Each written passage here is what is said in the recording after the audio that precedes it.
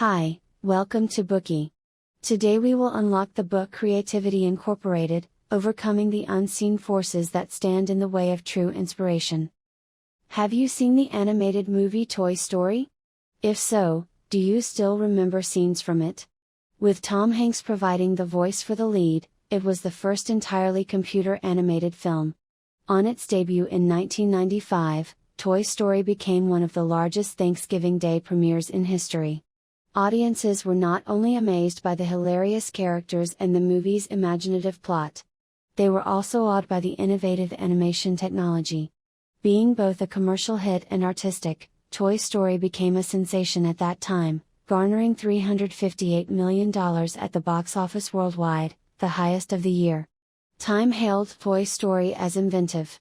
The New York Times lauded it as brilliant and exultantly witty, while the Chicago Sun-Times also lavished praises on it, calling it visionary.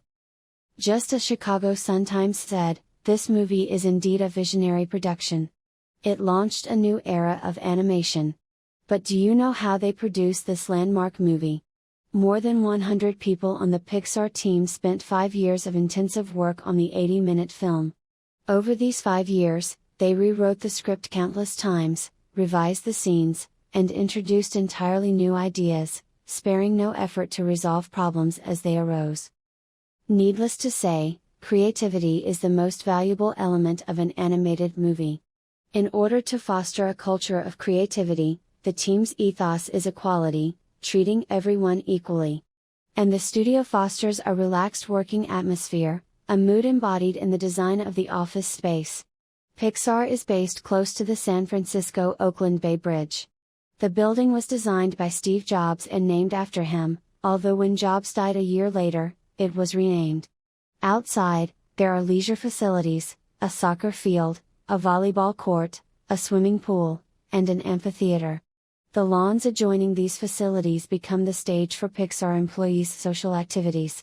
Some of these, like Pixarpalooza, have become traditions. Within the building, the employees work freely according to their own preferences. There are pink dollhouses and styrofoam castles. If they choose, the animators can hunch over their laptops inside. All in all, Pixar is dedicated to safeguarding and stimulating the raw creativity and unadulterated fantasy of their employees. When Pixar came of age, around 30 Academy and 7 Golden Globe Awards justified the company's indulgence in its workers' creativity. The book documents Pixar's growth. Its authors are Ed Catmull and Amy Wallace. Catmull is a 5-time Academy Award winner and co-founder and president of Pixar Animation. Steve Jobs once called him highly intelligent, thoughtful, and soothing. Wallace is a journalist and columnist for the New York Times. She has also served a long stint as editor-at-large at Los Angeles Magazine and writes for The New Yorker and Los Angeles Times.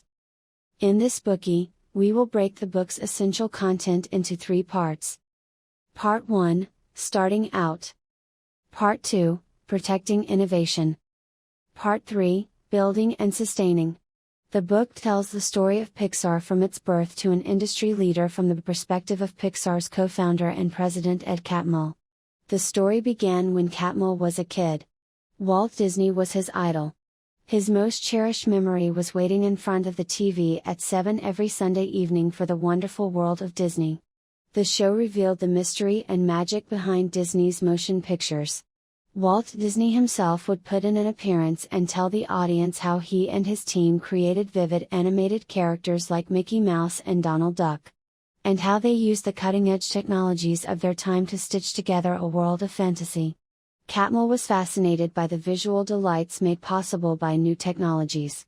His formative exposure to Disney's influence sowed the seed of his dream that one day he would also produce fabulous animated movies. Every step he took was one step closer to fulfilling the dream. He graduated from the University of Utah with degrees in physics and computer science in 1969.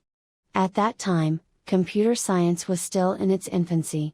Then he met Ivan Sutherland, one of the pioneers in interactive computer graphics. Computer graphics are pictures machine-generated from code or data. Although this was fledgling technology, Sutherland